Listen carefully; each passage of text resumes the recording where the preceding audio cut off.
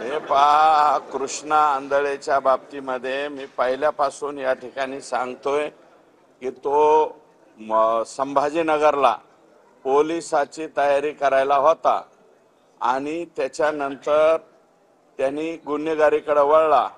जे काही गुन्हे त्यांनी केलेले आहेत त्या गुन्ह्यामध्ये तो यापूर्वी सुद्धा घरादाराची फिकीर न करता, कसल्या प्रकारची फिकीर न करता तो बेमुरतपणे बाहेर पळालेला आहे।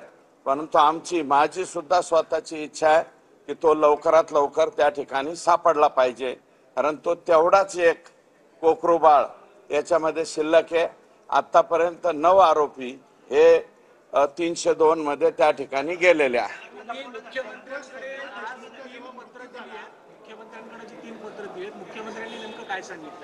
मुख्यमंत्र्यांनी तातडीने आदेश दिलेले आहे। लगेच माननीय श्रीकर परदेशी साहेबांना सांगून मॅडमला त्या ठिकाणी सांगायचं सांगितलंय। मी मॅडमला सुद्धा भेटून आलेलो आहे।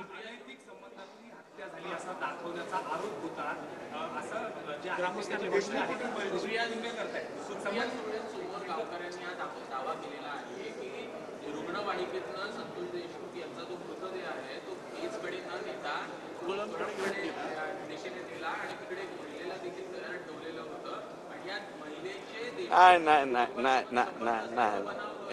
एक मिनिट ऐका। गावकऱ्यांनी जे म्हणलेलं आहे त्याची माहिती मला वाटतं मी यापूर्वी ते वाक्य वापरलेलं आहे, मी माहिती सुद्धा दिलेली। त्याच्यामध्ये प्लॅन असा ठरला होता की संतोष देशमुखला उचलून न्यायचं, कळंब येथे न्यायचं। कळंबमध्ये एक महिला तयार करून ठेवली होती, कळंबमध्ये महिला तयार करून ठेवली होती, तिच्या बरोबर काहीतरी झटापट केल्याचं दाखवायचं आणि आम्ही याला मारलंय याचं समर्थन करायचं, अशा प्रकारचा प्लॅन होता। आणि म्हणूनच मी म्हणतो, परंतु त्यांचा प्लॅन काय झालं, दैठणा गावाच्या अलीकडच संतोष देशमुखचा अंत झाला। त्याच्यामुळं ते जो प्रकार करायचा होता त्यांना बदनामीचा, संतोष देशमुखच्या, तो बदनामीचा प्रकार त्यांना करता आला नाही। आणि आज मला वाटतं गावकऱ्यांनी हेच सांगितलं असावं।